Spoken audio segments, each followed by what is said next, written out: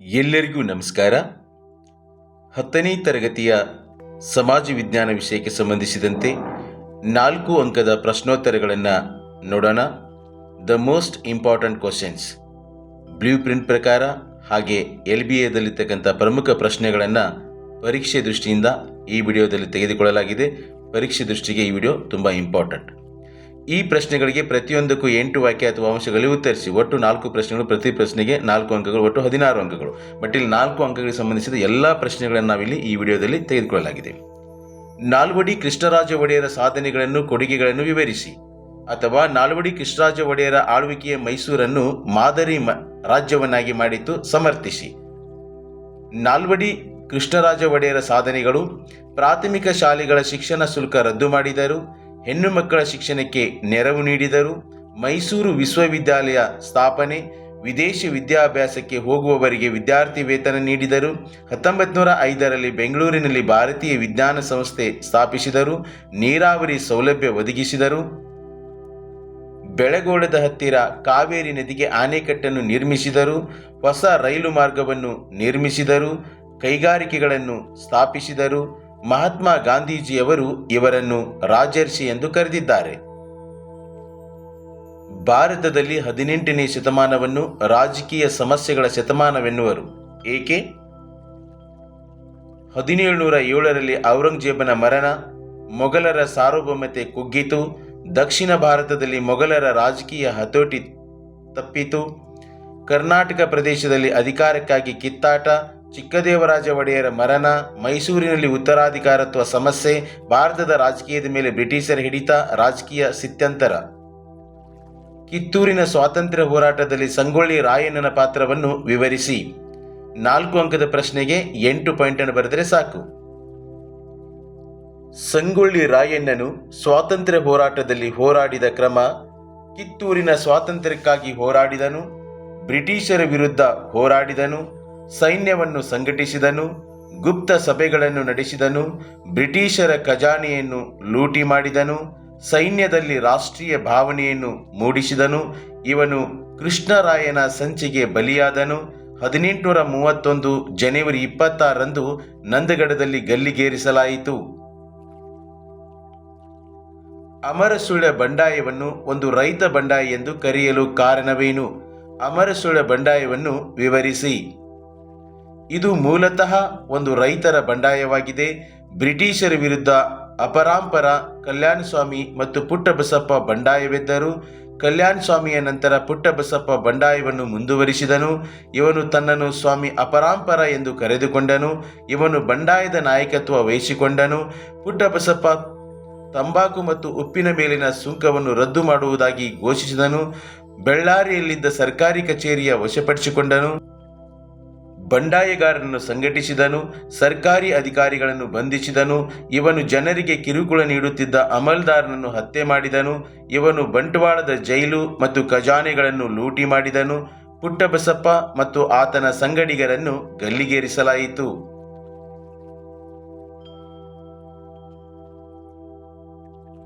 ಚಿಕ್ಕದೇವರಾಜ ಒಡೆಯರ ರವರ ಸಾಧನೆಗಳನ್ನು ವಿವರಿಸಿ. ಚಿಕ್ಕದೇವರಾಜ ಒಡೆಯರ ಸಾಧನೆಗಳು: ಇವರು ಶಿವಾಜಿಯ ಸೇನೆಯನ್ನು ಮಧುರೈ, ಇಕ್ಕೇರಿ ಮತ್ತು ಬಿಜಾಪುರಗಳಲ್ಲಿ ಹಿಮ್ಮೆಟ್ಟಿಸಿದರು. ಮಾಗಡಿ, ಮಧುಗಿರಿ ಮತ್ತು ಕೊರಟಗೆರೆಗಳನ್ನು ವಶಪಡಿಸಿಕೊಂಡರು. ಬೆಂಗಳೂರನ್ನು ಮೊಘಲರಿಂದ ಕೊಂಡುಕೊಂಡರು. ಇವರಿಗೆ ಕರ್ನಾಟಕ ಕವಿ ಚಕ್ರವರ್ತಿ, ಅಪ್ರತಿಮ ವೀರ, ತೆಂಕಣ ರಾಜ, ನವಕೋಟಿ ನಾರಾಯಣ ಎಂಬ ಬಿರುದುಗಳಿದ್ದವು.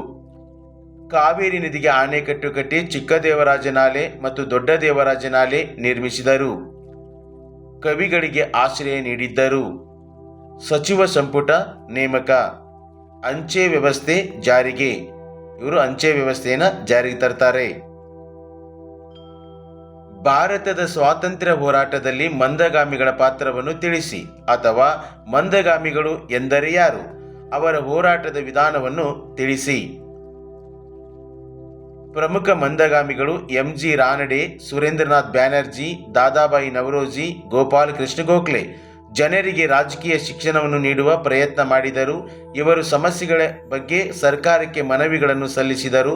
ದೇಶದ ಕೈಗಾರಿಕೆಗಳ ಅಭಿವೃದ್ಧಿ, ಸೈನಿಕ ವೆಚ್ಚ ಕಡಿಮೆ ಮಾಡುವುದು, ಉತ್ತಮ ಶಿಕ್ಷಣ ಕೊಡುವುದು, ಬಡತನದ ಬಗ್ಗೆ ಅಧ್ಯಯನ ನಡೆಸಲು ಬ್ರಿಟಿಷ್ ಸರ್ಕಾರವನ್ನು ಒತ್ತಾಯಿಸುವುದು, ಬ್ರಿಟಿಷರ ದುಷ್ಪರಿಣಾಮಗಳನ್ನು ಅವಲೋಕಿಸಿದರು.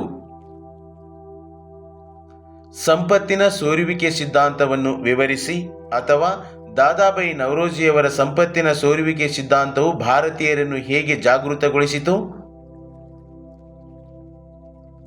ಸಂಪತ್ತಿನ ಸೋರಿಕೆ ಸಿದ್ಧಾಂತ ಭಾರತದ ಸಂಪತ್ತು ಯಾವ ರೀತಿಯಲ್ಲಿ ಇಂಗ್ಲೆಂಡ್ಗೆ ಸೋರಿ ಹೋಗುತ್ತಿದೆ ಎಂಬುದನ್ನು ತಿಳಿಸುವ ಸಿದ್ಧಾಂತವನ್ನು ಸಂಪತ್ತಿನ ಸೋರಿಕೆ ಸಿದ್ಧಾಂತ ಎನ್ನುವರು. ಈ ಸಿದ್ಧಾಂತವನ್ನು ಪ್ರತಿಪಾದಿಸಿದವರು ದಾದಾಬಾಯಿ ನವರೋಜಿ. ಭಾರತದ ಆಮದು ಹೆಚ್ಚಿಸಿ ರಫ್ತು ಕಡಿಮೆಯಾಯಿತು. ಬ್ರಿಟಿಷ್ ಅಧಿಕಾರಿಗಳಿಗೆ ನೀಡುತ್ತಿದ್ದ ವೇತನ, ಬ್ರಿಟಿಷರ ನಿವೃತ್ತಿ ವೇತನ, ಬ್ರಿಟಿಷರ ಆಡಳಿತ ವೆಚ್ಚ.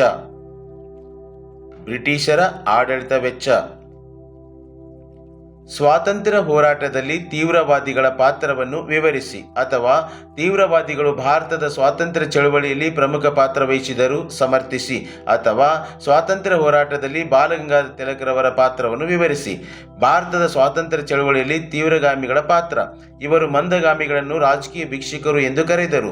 ಇವರು ಮಂದಗಾಮಿಗಳ ಮೃದು ಧೋರಣೆಯನ್ನು ಟೀಕಿಸುತ್ತಾ ತೀವ್ರವಾದ ನಿಲುವುಗಳನ್ನು ಹೊಂದಿದ್ದರು. ಪ್ರಮುಖ ತೀವ್ರವಾದಿಗಳು ಬಾಲಗಂಗಾಧರ ತಿಲಕ್, ಲಾಲಾ ಲಜಪತ್ ರಾಯ್, ಬಿಪಿನ್ ಚಂದ್ರಪಾಲ್. 1905ರಲ್ಲಿ ಲಾರ್ಡ್ ಕರ್ಜನ್ ಬಂಗಾಳವನ್ನು ವಿಭಜನೆ ಮಾಡಿದನು. ಇವರು ಬಂಗಾಳದ ವಿಭಜನೆಯನ್ನು ತೀವ್ರವಾಗಿ ವಿರೋಧಿಸಿದರು. ತೀವ್ರವಾದಿಗಳು ಇದನ್ನು ದ್ವೇಷಾದ್ಯಂತ ಕೊಂಡೊಯ್ದರು. ವಿದೇಶಿ ವಸ್ತುಗಳನ್ನು ಬಹಿಷ್ಕರಿಸಿದರು. ಸ್ವದೇಶಿ ಆಂದೋಲನಕ್ಕೆ ಕರೆ ನೀಡಿದರು. ಬಾಲಗಂಗಾಧರ ತಿಲಕರು ಸ್ವರಾಜ್ಯವು ನನ್ನ ಜನ್ಮಸಿದ್ಧ ಹಕ್ಕು, ಅದನ್ನು ಪಡೆದೇ ತೀರುವೆ ಎಂದು ಹೇಳಿದರು. ಪೂರ್ಣ ಸ್ವರಾಜ್ಯ ಪಡೆಯುವುದು ಇವರ ಗುರಿಯಾಗಿತ್ತು. ಸ್ವಾತಂತ್ರ್ಯ ಹೋರಾಟಕ್ಕೆ ಜನಸಾಮಾನ್ಯರನ್ನು ಸಂಘಟಿಸಿದರು. ಗಣೇಶ ಮತ್ತು ಶಿವಾಜಿ ಉತ್ಸವಗಳನ್ನು ಪ್ರಾರಂಭಿಸಿದರು. ಅಸಹಕಾರ ಚಳವಳಿಯನ್ನು ಕುರಿತು ಬರೆಯಿರಿ. 1920ರಲ್ಲಿ ಗಾಂಧೀಜಿ ಈ ಚಳವಳಿಯನ್ನು ಪ್ರಾರಂಭಿಸಿದರು. ವಿದ್ಯಾರ್ಥಿಗಳು ಶಾಲಾ ಕಾಲೇಜುಗಳನ್ನು ಬಹಿಷ್ಕರಿಸಿದರು. ವಕೀಲರು ನ್ಯಾಯಾಲಯಗಳನ್ನು ಬಹಿಷ್ಕರಿಸಿದರು. ಭಾರತೀಯರು ಬ್ರಿಟಿಷರ ಪುರಸ್ಕಾರಗಳನ್ನು ಹಿಂದಿರುಗಿಸಿದರು. ಮೋತಿಲಾಲ್ ನೆಹರು, ಸಿ.ಆರ್. ದಾಸ್ ವಕೀಲ ವೃತ್ತಿಯನ್ನು ತ್ಯಜಿಸಿದರು. ಭಾರತಕ್ಕೆ ಬ್ರಿಟನ್ ರಾಜಕುಮಾರ ಭೇಟಿಯನ್ನು ವಿರೋಧಿಸಿದರು. ಈ ಚಳವಳಿಯಿಂದ ಬ್ರಿಟಿಷರಿಗೆ ಆತಂಕ ಉಂಟಾಯಿತು. 1922 ಚೌರಿ ಚೌರ ಘಟನೆ ನಡೆಯಿತು.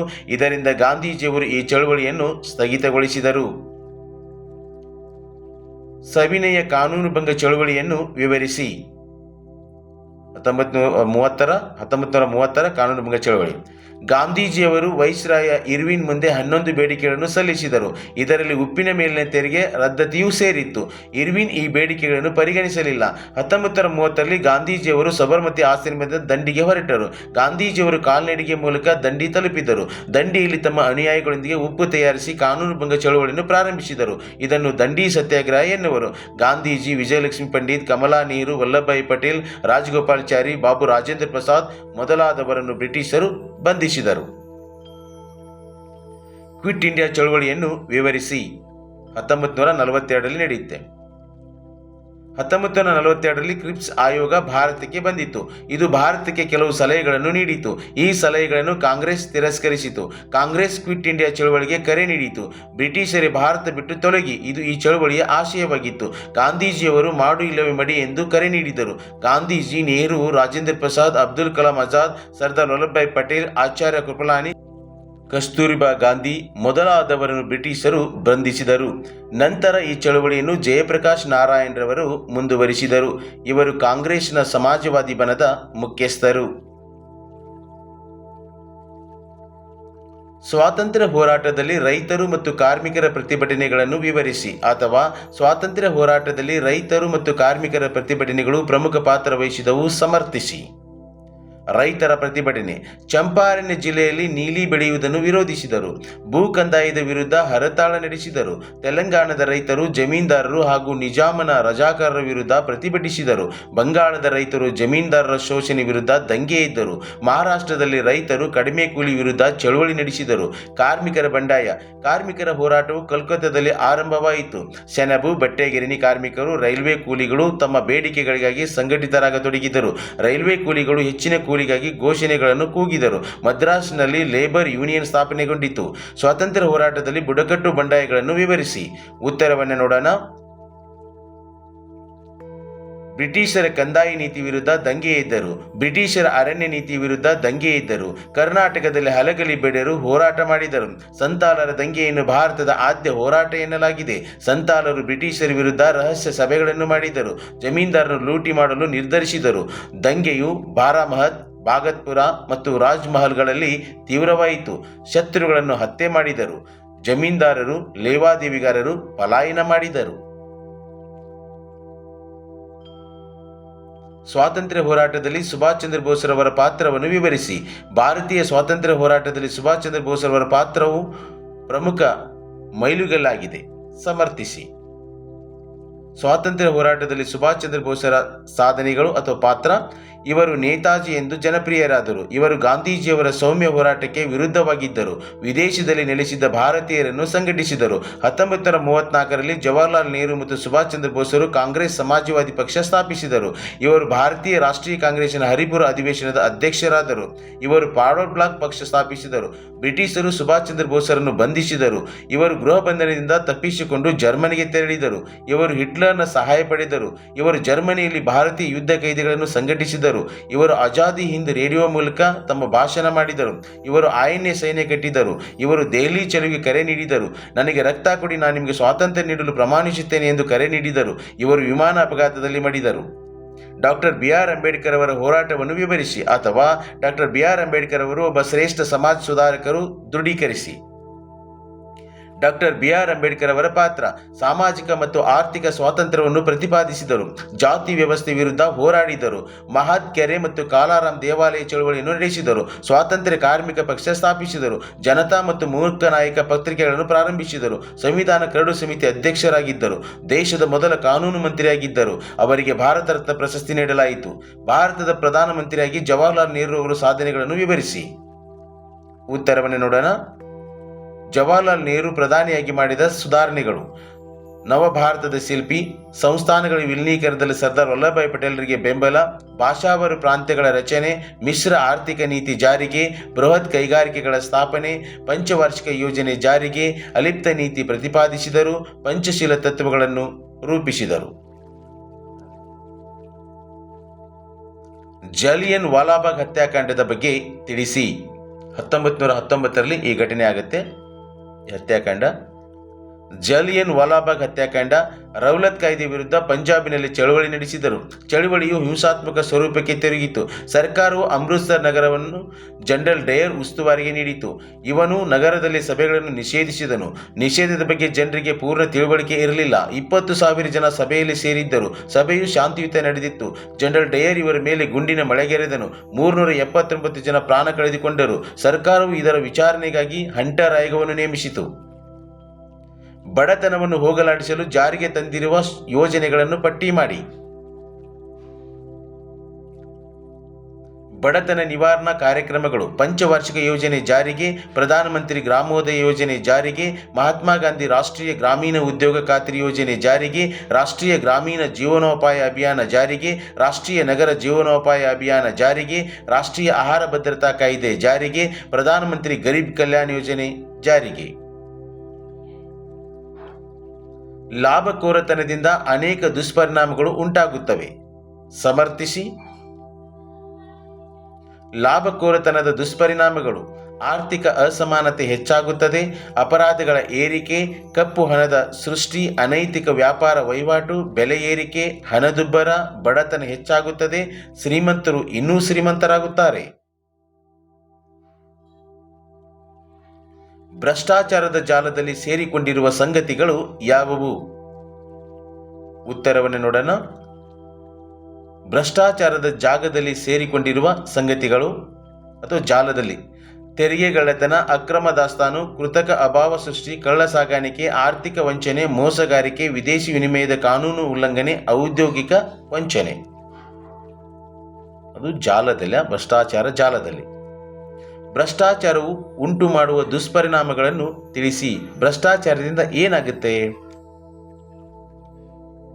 ಭ್ರಷ್ಟಾಚಾರದ ದುಷ್ಪರಿಣಾಮಗಳು: ಕಾನೂನು ಬಾಹಿರವಾದುದು, ಸಮಾಜ ವಿರೋಧಿ, ಅನೈತಿಕವಾದುದು, ಉತ್ತಮ ಆಡಳಿತದ ಪರಮ ಶತ್ರು, ಪಾರದರ್ಶಕತೆಗೆ ಭಂಗವನ್ನುಂಟು ಮಾಡುತ್ತದೆ, ಅಪರಾಧಿಗಳಿಗೂ ಎಡೆ ಮಾಡಿಕೊಡುತ್ತದೆ, ಲೋಪದೋಷಗಳಿಗೂ ಅನುವು ಮಾಡಿಕೊಡುತ್ತದೆ, ವಂಚನೆಗಳಿಗೂ ಅನುವು ಮಾಡಿಕೊಡುತ್ತದೆ. ಇವೆಲ್ಲವೂ ಭ್ರಷ್ಟಾಚಾರದ ದುಷ್ಪರಿಣಾಮಗಳು. ಭ್ರಷ್ಟಾಚಾರ ನಿಯಂತ್ರಿಸಲು ಕೈಗೊಂಡಿರುವ ಕ್ರಮಗಳನ್ನು ವಿಶ್ಲೇಷಿಸಿ.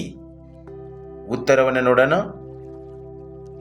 ಭ್ರಷ್ಟಾಚಾರದ ನಿಯಂತ್ರಣ ಕ್ರಮಗಳು: ಕೇಂದ್ರದಲ್ಲಿ ಲೋಕಪಾಲ ಸಂಸ್ಥೆ ಸ್ಥಾಪನೆ, ರಾಜ್ಯಗಳಲ್ಲಿ ಲೋಕಾಯುಕ್ತ ಸಂಸ್ಥೆ ಸ್ಥಾಪನೆ, ಕೇಂದ್ರೀಯ ಜಾಗೃತ ದಳ ಸ್ಥಾಪನೆ, 1988ರಲ್ಲಿ ಭ್ರಷ್ಟಾಚಾರ ತಡೆ ಕಾಯ್ದೆ ಜಾರಿಗೆ, 2005ರಲ್ಲಿ ಮಾಹಿತಿ ಹಕ್ಕು ಕಾಯ್ದೆ ಜಾರಿಗೆ, ಸಿಸಿ ಕ್ಯಾಮೆರಾಗಳನ್ನು ಅಳವಡಿಸಲಾಗಿದೆ, ಸಕಾಲ, ಜನಸ್ಪಂದನ, ಜನಸೇವಕ.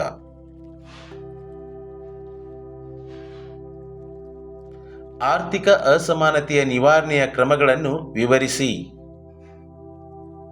ಉತ್ತರವನ್ನು ನೋಡೋಣ.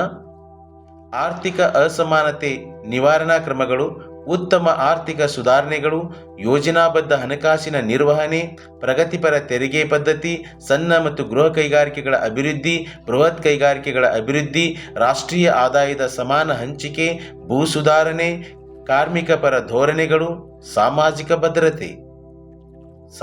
ಭದ್ರತೆ. ಜನಸಂಖ್ಯಾ ಸ್ಫೋಟದಿಂದಾಗುವ ಸಮಸ್ಯೆಗಳಾವುವು? ಉತ್ತರವನ್ನು ನೋಡೋಣ. ಜನಸಂಖ್ಯಾ ಸ್ಫೋಟದಿಂದಾಗುವ ಸಮಸ್ಯೆಗಳು: ನಿರುದ್ಯೋಗ, ಅನಕ್ಷರತೆ, ಬಡತನ, ವಸತಿ ಸೌಲಭ್ಯಗಳ ಕೊರತೆ, ಆರೋಗ್ಯ ಸಮಸ್ಯೆ, ಸುರಕ್ಷಿತ ಕುಡಿಯುವ ನೀರಿನ ಕೊರತೆ, ಪರಿಸರ ಮಾಲಿನ್ಯ, ಮೂಲ ಸೌಲಭ್ಯಗಳ ಕೊರತೆ. ಲಾಭಕೋರತನವನ್ನು ನಿಯಂತ್ರಿಸುವ ಕ್ರಮಗಳನ್ನು ತಿಳಿಸಿ. ಲಾಭಕೋರತನ ನಿಯಂತ್ರಣ ಕ್ರಮಗಳು: ಬೆಲೆಗಳ ನಿಯಂತ್ರಣ, ಬೆಲೆ ಸೂಚ್ಯಾಂಕಗಳ ನಿಯತಕಾಲಿಕ ಪರಿಶೀಲನೆ, ಸಹಕಾರಿ ಮಾರುಕಟ್ಟೆಗಳ ವಿಸ್ತರಣೆ, ಸರಿಯಾದ ತೆರಿಗೆ ಧೋರಣೆ, ದೇಶೀಯ ಮಾರುಕಟ್ಟೆಯಲ್ಲಿ ಸರಕುಗಳ ಕೊರತೆಯಾಗದಂತೆ ಕ್ರಮವಹಿಸುವುದು. ಕೋಮುವಾದವನ್ನು ನಿಯಂತ್ರಿಸಲು ನಿಮ್ಮ ಸಲಹೆಗಳೇನು? ಅಥವಾ ಕೋಮುವಾದ ನಿಯಂತ್ರಿಸಲು ಕೈಗೊಳ್ಳಬೇಕಾದ ಕ್ರಮಗಳಾವುವು? ಪ್ರಶ್ನೆ ಬೇರೆ ಬೇರೆ ರೀತಿಯಲ್ಲಿದ್ದರೂ ಕೂಡ ಉತ್ತರ ಒಂದೇ. ಕೋಮುವಾದ ನಿಯಂತ್ರಿಸುವ ಕ್ರಮಗಳು: ಜಾತ್ಯತೀತ ತತ್ವವನ್ನು ಬಲಪಡಿಸುವುದು, ಸರ್ವಧರ್ಮ ಸಮಭಾವವನ್ನು ಪ್ರೇರೇಪಿಸುವುದು, ರಾಷ್ಟ್ರೀಯವಾದವನ್ನು ಬೆಳೆಸುವುದು, ಎಲ್ಲ ನಾಗರಿಕರನ್ನು ಸಮಾನ ದೃಷ್ಟಿಯಿಂದ ಕಾಣುವುದು, ಏಕರೂಪ ನಾಗರಿಕ ಸಂಹಿತೆ ಜಾರಿಗೆ, ಶಿಕ್ಷಣದಲ್ಲಿ ಜಾತ್ಯತೀತ ತತ್ವವನ್ನು ಅಳವಡಿಸುವುದು, ಕ್ರಮಬದ್ಧ ಕಾನೂನು ವ್ಯವಸ್ಥೆ ಜಾರಿಗೆ, ಸದೃಢ ರಾಷ್ಟ್ರೀಯ ಮನೋಭಾವನೆಯನ್ನು ಬೆಳೆಸುವುದು, ಜನರಲ್ಲಿ ಜಾಗೃತಿ ಮೂಡಿಸುವುದು. ಕಳ್ಳ ಸಾಗಾಣಿಕೆಯನ್ನು ನಿಯಂತ್ರಿಸಲು ನಿಮ್ಮ ಸಲಹೆಗಳೇನು? ಅಥವಾ ಕಳ್ಳ ಸಾಗಾಣಿಕೆಯನ್ನು ತಡೆಗಟ್ಟುವ ಕ್ರಮಗಳಾವುವು? ಉತ್ತರವನ್ನು ನೋಡೋಣ.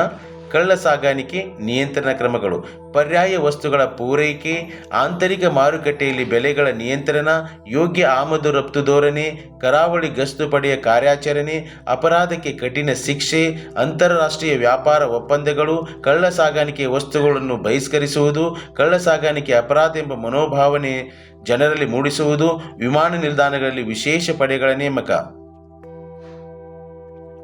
ಇತ್ತೀಚೆಗೆ ಭಾರತದಲ್ಲಿ ಮಹಿಳೆಯರ ಸ್ಥಾನಮಾನ ಸುಧಾರಣೆಯಾಗುತ್ತಿದೆ, ವಿವರಿಸಿ. ಅಥವಾ ಮಹಿಳೆಯರ ಸ್ಥಾನಮಾನ ಸುಧಾರಣೆಗೆ ಕೈಗೊಂಡಿರುವ ಕ್ರಮಗಳಾವುವು? ಅಥವಾ ಲಿಂಗ ತಾರತಮ್ಯ ಹೋಗಲಾಡಿಸಲು ಕೈಗೊಂಡ ಕ್ರಮಗಳಾವುವು?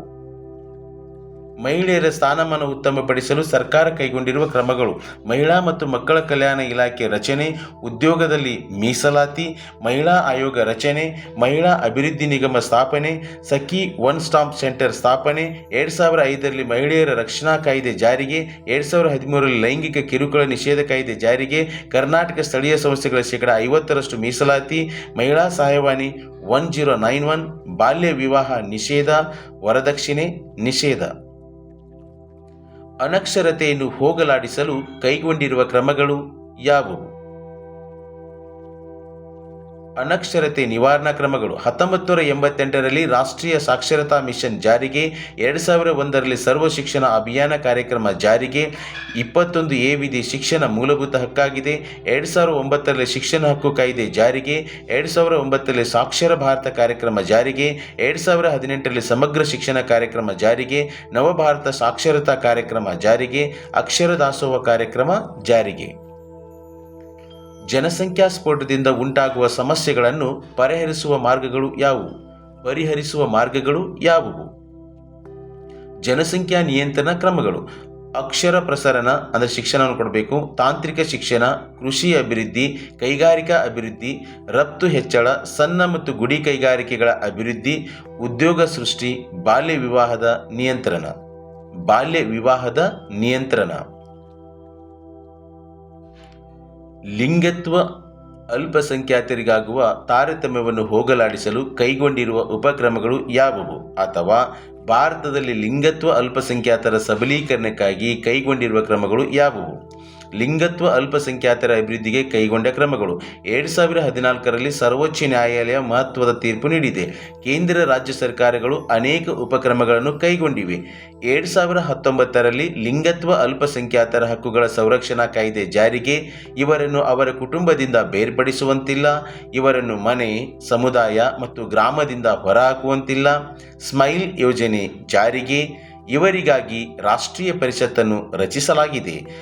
ನ್ಯಾಷನಲ್ ಪೋರ್ಟಲ್ ಫಾರ್ ಟ್ರಾನ್ಸ್ಜೆಂಡರ್ಸ್ ರೂಪಿಸಲಾಗಿದೆ. ಗರಿಮಾ ಗೃಹ ಯೋಜನೆಯಲ್ಲಿ ಮನೆ ನಿರ್ಮಾಣ. ಕೋಮುವಾದವು ಸಾಮಾಜಿಕ ಸಾಮರಸ್ಯವನ್ನು ಕಲುಷಿತಗೊಳಿಸುತ್ತದೆ.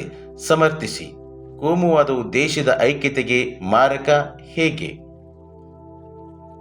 ಸಾಮಾಜಿಕ ಭಿನ್ನತೆ, ಪರಸ್ಪರ ಅಪನಂಬಿಕೆ, ಭಯದ ವಾತಾವರಣ, ಗುಂಪುಗಾರಿಕೆ, ಆರ್ಥಿಕ ವೈಷಮ್ಯ, ರಾಜಕೀಯ ಪೈಪೋಟಿ, ಜೀವ ಮತ್ತು ಆಸ್ತಿ ನಾಶ, ದೈಹಿಕ ಹಲ್ಲೆ, ರಾಷ್ಟ್ರೀಯ ಏಕತೆಗೆ ಅಪಾಯ.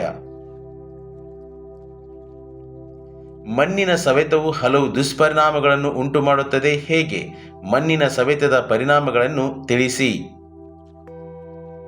ಮಣ್ಣಿನ ಸವೆತದ ಪರಿಣಾಮಗಳು: ನದಿಗಳಲ್ಲಿ ಹೂಳು ತುಂಬುವುದು, ಪ್ರವಾಹಗಳು ಉಂಟಾಗುತ್ತವೆ, ನದಿ ಪಾತ್ರೆಗಳಲ್ಲಿ ಬದಲಾವಣೆ, ಜಲಾಶಯಗಳಲ್ಲಿ ನೀರಿನ ಸಂಗ್ರಹ ಕಡಿಮೆಯಾಗುವುದು, ಭೂಮಿಯಲ್ಲಿ ಇಂಗುವ ನೀರಿನ ಪ್ರಮಾಣ ಕಡಿಮೆಯಾಗುವುದು, ಚಿಲುಮೆಗಳು ಬತ್ತಿ ಹೋಗುತ್ತವೆ, ಭೂಮಿಯ ಫಲವತ್ತತೆ ಕಡಿಮೆಯಾಗುವುದು, ಕೃಷಿ ಉತ್ಪಾದನೆ ಕಡಿಮೆಯಾಗುವುದು. ಕಪ್ಪು ಮಣ್ಣು ಜಂಬಿಟ್ಟಿಗೆ ಮಣ್ಣಿಗಿಂತ ಹೇಗೆ ಭಿನ್ನವಾಗಿದೆ? ಫಸ್ಟು ಕಪ್ಪು ಮಣ್ಣು ನೋಡಿ. ಅಗ್ನಿಶಿಲೆಗಳ ಶಿಥಿಲೀಕರಣದಿಂದ ಈ ಮಣ್ಣು ಉತ್ಪತ್ತಿ ಆಗುತ್ತೆ. ತೇವಾಂಶವನ್ನು ಹಿಡಿದಿಟ್ಟುಕೊಳ್ಳುತ್ತದೆ. ಇದು ಕಬ್ಬಿಣ, ಸುಣ್ಣ, ಮ್ಯಾಗ್ನೀಸಿಯಂ ಕಾರ್ಬೋನೇಟ್ಗಳನ್ನು ಒಳಗೊಂಡಿದೆ. ಹತ್ತಿ, ಜೋಳ, ಗೋಧಿಗಳಿಗೆ ಸೂಕ್ತ. ಮಹಾರಾಷ್ಟ್ರ, ಗುಜರಾತ್, ಮಧ್ಯಪ್ರದೇಶ, ಆಂಧ್ರಪ್ರದೇಶದ ಪಶ್ಚಿಮ ಭಾಗ, ಉತ್ತರ ಕರ್ನಾಟಕಗಳಲ್ಲಿ ಈ ಮಣ್ಣು ಕಂಡುಬರುತ್ತದೆ. ಇನ್ನು ಜಂಬಿಟ್ಟಿಗೆ ಮಣ್ಣು ನೋಡಿ, ಹೆಚ್ಚು ಮಳೆ ಬೀಳುವ ಮತ್ತು ಅಧಿಕ ಉಷ್ಣಾಂಶ ಇರುವಲ್ಲಿ ಕಂಡುಬರುತ್ತದೆ. ಇದು ಕಬ್ಬಿಣದ ಆಕ್ಸೈಡ್ ಮತ್ತು ಅಲ್ಯೂಮಿನಿಯಂಗಳನ್ನು ಒಳಗೊಂಡಿದೆ. ಕಾಫಿ, ಚಹಾಗಳಿಗೆ ಸೂಕ್ತ. ಪಶ್ಚಿಮ ಘಟ್ಟಗಳು, ವಿಂಧ್ಯ, ಸಾತ್ಪುರ, ರಾಜ್ಮಹಲ್ ಬೆಟ್ಟಗಳು ಮತ್ತು ಪೂರ್ವಾಂಚಲ ಪ್ರದೇಶಗಳಲ್ಲಿ ಕಂಡುಬರುತ್ತದೆ. ಯಾವುದಂದ್ರೆ ಜಂಬಿಟ್ಟಿಗೆ ಮಣ್ಣು. ಭಾರತದಲ್ಲಿ ಕಂಡುಬರುವ ಪ್ರಮುಖ ಮಣ್ಣಿನ ವಿಧಗಳಾವುವು? ಉತ್ತರವನ್ನು ನೋಡೋಣ.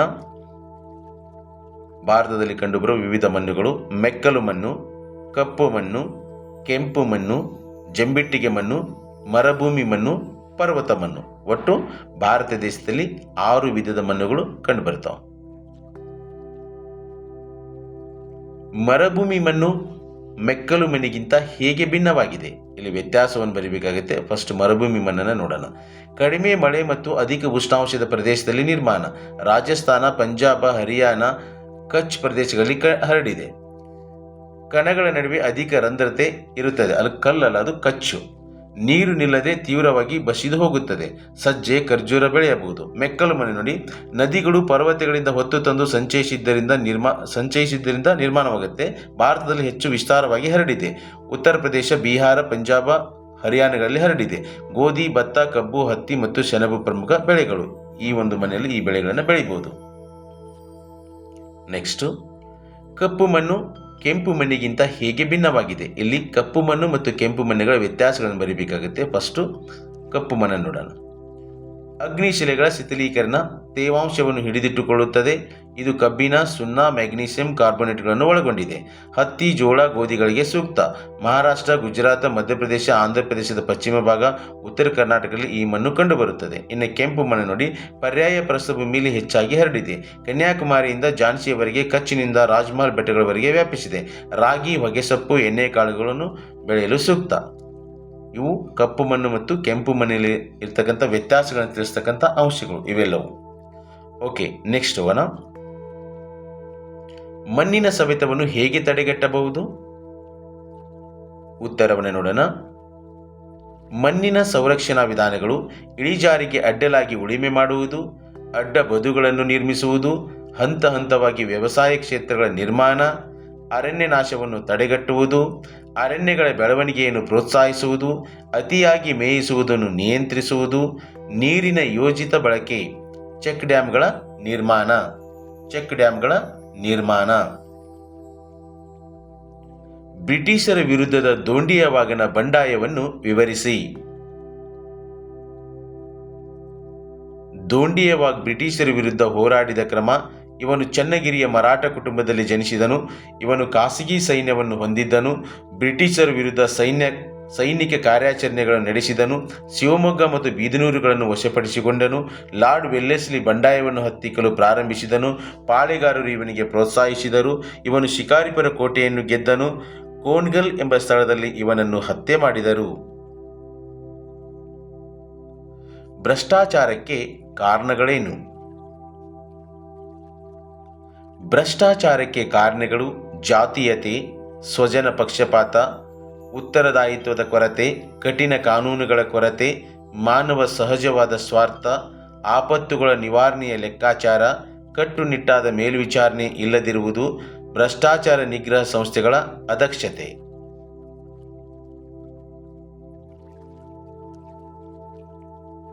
ದಯಾನಂದ ಸರಸ್ವತಿಯವರ ಕೊಡುಗೆಗಳನ್ನು ವಿವರಿಸಿ. ದಯಾನಂದ ಸರಸ್ವತಿಯವರ ಕೊಡುಗೆಗಳು. ಇವರು ಆರ್ಯ ಸಮಾಜ ಸ್ಥಾಪಿಸಿದರು. ವೇದಗಳು ಸತ್ಯ ಮತ್ತು ಜ್ಞಾನದ ಮೂಲವೆಂದರು. ವೇದಗಳಿಗೆ ಹಿಂದಿರುಗಿ ಎಂದು ಘೋಷಿಸಿದರು. ವಿಗ್ರಹಾರಾಧನೆ, ಜಾತಿ ಪದ್ಧತಿಯನ್ನು ಖಂಡಿಸಿದರು. ಜಾತಿಯು ಯೋಗ್ಯತೆಯಿಂದ ಹೊರತು ಹುಟ್ಟಿನಿಂದಲ್ಲ ಎಂದರು. ಅರ್ಥಹೀನ ಪದ್ಧತಿಗಳನ್ನು ತಿರಸ್ಕರಿಸಿದರು. ವಿಧವಾ ವಿವಾಹವನ್ನು ಪ್ರೋತ್ಸಾಹಿಸಿದರು. ಸ್ವದೇಶಿ ವಸ್ತುಗಳ ಬಳಕೆಗೆ ಕರೆ ನೀಡಿದರು. ಸತ್ಯಾರ್ಥ ಪ್ರಕಾಶ್ ಕೃತಿ ರಚನೆ, ಸುದ್ದಿ ಚಳವಳಿ ಆರಂಭ, ಬೋಧನೆಗಳು ಸ್ವಾತಂತ್ರ್ಯ ಹೋರಾಟಕ್ಕೆ ಪ್ರೇರಣೆ. ಇವರು ಭಾರತೀಯ ಸಂಸ್ಕೃತಿಯ ಅಭಿಮಾನಿ, ಸ್ವಾಭಿಮಾನ ಮತ್ತು ಸ್ವಾವಲಂಬನೆ ಮೂಡಿಸಿದರು. ಭಾರತೀಯರಿಗೆ ಭಾರತ ಎಂದು ಘೋಷಿಸಿದರು.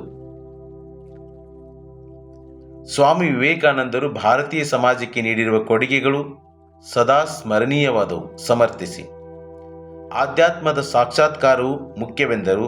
ಅವರು ವಿಗ್ರಹ ಆರಾಧನೆಯಲ್ಲಿ ನಂಬಿಕೆ ಹೊಂದಿದ್ದರು. ಅವರು ನಿಸ್ವಾರ್ಥ ದೈವ ಭಕ್ತಿಯನ್ನು ಹೊಂದಿದ್ದರು.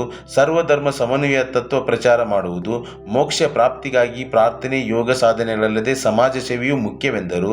ಶಿಕ್ಷಣ ಮತ್ತು ಸಮಾಜ ಸೇವೆಯಿಂದ ಸಂಸ್ಕೃತಿ ಬೆಳೆಸಿದರು. ಜನರು ವಿದ್ಯಾವಂತರಾಗಬೇಕೆಂದರು. ಪಾಶ್ಚಿಮಾತ್ಯರ ಅಂಧಾನುಕರಣೆಯನ್ನು ಬಿಡಬೇಕೆಂದರು. ಭಾರತದ ಹಿರಿಮೆಯನ್ನು ಜಗತ್ತಿಗೆ ಸಾರಿದರು. ಹಿಂದೂ ಧರ್ಮದ ವಿಶ್ವ ಭ್ರಾತೃತ್ವವನ್ನು ಪರಿಚಯಿಸಿದರು. ಭಾರತೀಯ ಸಂಸ್ಕೃತಿಯನ್ನು ವಿಶ್ವಕ್ಕೆ ಪರಿಚಯಿಸಿದರು. ಇವರು ಯುವಕರಿಗೆ ಪ್ರೇರಕ ಶಕ್ತಿಯಾಗಿದ್ದರು. ಸತ್ಯಶೋಧಕ ಸಮಾಜವು ಭಾರತೀಯ ಸಮಾಜವನ್ನು ಸುಧಾರಿಸುವಲ್ಲಿ ಪ್ರಮುಖ ಪಾತ್ರ ವಹಿಸಿತು. ಸಮರ್ಥಿಸಿ. ಸತ್ಯಶೋಧಕ ಸಮಾಜದ ಸುಧಾರಣೆಗಳು: ವಿಧವಾ ವಿವಾಹಕ್ಕೆ ಪ್ರೋತ್ಸಾಹ, ಸ್ತ್ರೀ ಶಿಕ್ಷಣಕ್ಕೆ ಪ್ರೋತ್ಸಾಹ, ಅಂತರ್ಜಾತಿ ವಿವಾಹಕ್ಕೆ ಪ್ರೋತ್ಸಾಹ, ಸಹಭೋಜನಕ್ಕೆ ಪ್ರೋತ್ಸಾಹ, ಬಾಲ್ಯ ವಿವಾಹಕ್ಕೆ ವಿರೋಧ, ಜಾತಿ ಪದ್ಧತಿಗೆ ವಿರೋಧ, ಪರದಾ ಪದ್ಧತಿಗೆ ವಿರೋಧ, ವಿಗ್ರಹ ಆರಾಧನೆಗೆ ವಿರೋಧ. ಆನಿ ಬೆಸೆಂಟರ ಸುಧಾರಣಾ ಕ್ರಮಗಳನ್ನು ವಿವರಿಸಿ. ಆನಿ ಬೆಸೆಂಟರ ಸುಧಾರಣಾ ಕ್ರಮಗಳು: ಇವರು ಐರ್ಲೆಂಡ್ ದೇಶದವರು. ಇವರು ಭಾರತದಲ್ಲಿ ಥಿಯೋಸಾಫಿಕಲ್ ಸೊಸೈಟಿ ಪ್ರಾರಂಭಿಸಿದರು. ಸಮಾನತೆ ಮೂಡಿಸಿದರು. ವಿಶ್ವ ಸಹೋದರತೆ ಮೂಡಿಸಿದರು. ಸಮಾಜದಲ್ಲಿ ಸಾಮರಸ್ಯ ಮೂಡಿಸಿದರು. ಸ್ವಾತಂತ್ರ್ಯ ಚಳವಳಿಯನ್ನು ಪ್ರೇರೇಪಿಸಿದರು. ಇವರು ನ್ಯೂ ಇಂಡಿಯಾ ಮತ್ತು ಕಾಮನ್ವೆಲ್ತ್ ಪತ್ರಿಕೆಗಳನ್ನು ಪ್ರಾರಂಭಿಸಿದರು. ಇವರು 1916ರಲ್ಲಿ ಹೋಮ್ ರೂಲ್ ಚಳವಳಿಯನ್ನು ಪ್ರಾರಂಭಿಸಿದರು. ಇವರು 1917ರ ಕಾಂಗ್ರೆಸ್ ಅಧಿವೇಶನದ ಅಧ್ಯಕ್ಷರಾದರು. ಭಾರತದಲ್ಲಿ ಕೈಗಾರಿಕೆಗಳು ಕೆಲವೇ ಪ್ರದೇಶಗಳಲ್ಲಿ ಸ್ಥಾನೀಕರಣಗೊಂಡಿವೆ. ಏಕೆ? ಕೈಗಾರಿಕೆಗಳ ಸ್ಥಾನೀಕರಣದ ಮೇಲೆ ಪ್ರಭಾವ ಬೀರುವ ಅಂಶಗಳು: ಕಚ್ಚಾ ವಸ್ತುಗಳು, ಶಕ್ತಿ ಸಂಪನ್ಮೂಲಗಳು, ಮಾರುಕಟ್ಟೆ, ಸಂಚಾರ ಸೌಲಭ್ಯ, ಕಾರ್ಮಿಕರ ಪೂರೈಕೆ, ಬಂದರುಗಳ ಸೌಲಭ್ಯ, ಭೂಮಿ ದೊರೆಯುವಿಕೆ, ತಾಂತ್ರಿಕತೆ, ಸರ್ಕಾರದ ನೀತಿ ನಿಯಮಗಳು. 10ನೇ ಚಾಮರಾಜೇಂದ್ರ ಒಡೆಯರ ಸಾಧನೆಗಳಾವುವು? 1881ರಲ್ಲಿ ಕೋಲಾರದ ಚಿನ್ನದ ಗಣಿ ಆರಂಭಿಸಿದರು. 1882ರಲ್ಲಿ ಬೆಂಗಳೂರು ಮೈಸೂರು ರೈಲು ಆರಂಭಿಸಿದರು. 1883ರಲ್ಲಿ ಕೆ. ಶೇಷಾದ್ರಿ ಅಯ್ಯರ್ ದಿವಾನರಾಗ್ತಾರೆ. ಸಿವಿಲ್ ಸರ್ವಿಸ್ ಪರೀಕ್ಷೆಯನ್ನು ಆರಂಭಿಸಿದರು. ವಿವೇಕಾನಂದರು ಚಿಕಾಗೋ ಸಮ್ಮೇಳನಕ್ಕೆ ಹೋಗಲು ಸಹಾಯ ಮಾಡಿದರು. ಇವರು ಅನೇಕ ವಿದ್ವಾಂಸರಿಗೆ ಆಶ್ರಯ ನೀಡಿದರು. ಬಸಪ್ಪ ಶಾಸ್ತ್ರಿಗಳು ಅಭಿನವ ಕಾಳಿದಾಸ ಎನಿಸಿಕೊಂಡರು. ಇವರು ಮೈಸೂರಿನ ರಾಜ್ಯಗೀತೆ ಕಾಯೋಶ್ರೀ ಗೌರಿಯನ್ನು ರಚಿಸಿದರು. ಕ್ವಿಟ್ ಇಂಡಿಯಾ ಚಳವಳಿ ವಿಫಲವಾಗಲು ಕಾರಣಗಳೇನು? ಕ್ವಿಟ್ ಇಂಡಿಯಾ ಚಳವಳಿ ವಿಫಲತೆಗೆ ಕಾರಣಗಳು: ಗಾಂಧೀಜಿಯವರು ಮಾಡು ಇಲ್ಲವೇ ಮಡಿ ಎಂದು ಕರೆ ನೀಡಿದರು. ಇದಕ್ಕಾಗಿ ಗಾಂಧೀಜಿ, ನೆಹರು, ರಾಜೇಂದ್ರ ಪ್ರಸಾದ್, ಅಬ್ದುಲ್ ಕಲಾಂ ಆಜಾದ್, ಸರ್ದಾರ್ ವಲ್ಲಭಭಾಯ್ ಪಟೇಲ್, ಆಚಾರ್ಯ ಕೃಪಲಾನಿ, ಕಸ್ತೂರಿಬಾ ಗಾಂಧಿ ಮೊದಲಾದವರನ್ನು ಬಂಧಿಸಿದರು. ಭಾರತೀಯ ರಾಷ್ಟ್ರೀಯ ಕಾಂಗ್ರೆಸ್ಸಿನ ಬಹುತೇಕ ನಾಯಕರು ಜೈಲಿನಲ್ಲಿದ್ದರು. ಕಾಂಗ್ರೆಸ್ಸೇತರ ಸಂಘಟನೆಗಳು ಮುಖ್ಯ ಭೂಮಿಕೆಯಲ್ಲಿದ್ದವು. ಹೊಸ ನಾಯಕರ ಉದಯಕ್ಕೆ ಈ ಹೋರಾಟ ಕಾರಣವಾಯಿತು. ಜಯಪ್ರಕಾಶ್ ನಾರಾಯಣರು ಈ ಚಳವಳಿಯ ನೇತೃತ್ವ ವಹಿಸಿಕೊಂಡರು. ಮುಸ್ಲಿಂ ಲೀಗ್ ಈ ಚಳವಳಿಯಲ್ಲಿ ಭಾಗವಹಿಸಲಿಲ್ಲ. ಹೀಗಾಗಿ ಕ್ವಿಟ್ ಇಂಡಿಯಾ ಚಳವಳಿ ವಿಫಲವಾಯಿತು. ಭಾರತದ ಕೈಗಾರಿಕಾ ಕೇಂದ್ರಗಳು ಯಾವುವು? ಅಂದರೆ ಭಾರತದ ಕೈಗಾರಿಕಾ ಪ್ರದೇಶಗಳು ಯಾವುವು ಅಂದಾಗೆ ಭಾರತದ ಕೈಗಾರಿಕಾ ಕೇಂದ್ರಗಳು ಅಥವಾ ಭಾರತದ ಕೈಗಾರಿಕಾ ಪ್ರದೇಶಗಳು: ಹುಗ್ಲಿ ಪ್ರದೇಶ, ಮುಂಬೈ ಪುನಾ ಪ್ರದೇಶ, ಅಹಮದಾಬಾದ್ ವಡೋದರ ಪ್ರದೇಶ, ದಾಮೋದರ ಕಣಿವೆ ಪ್ರದೇಶ, ದಕ್ಷಿಣ ಕೈಗಾರಿಕಾ ಪ್ರದೇಶ, ನ್ಯಾಷನಲ್ ಕ್ಯಾಪಿಟಲ್ ಪ್ರದೇಶ, ವಿಶಾಖಪಟ್ಟಣ ಗುಂಟೂರು ಪ್ರದೇಶ, ಕೊಲ್ಲಂ ತಿರುವನಂತಪುರ ಪ್ರದೇಶ.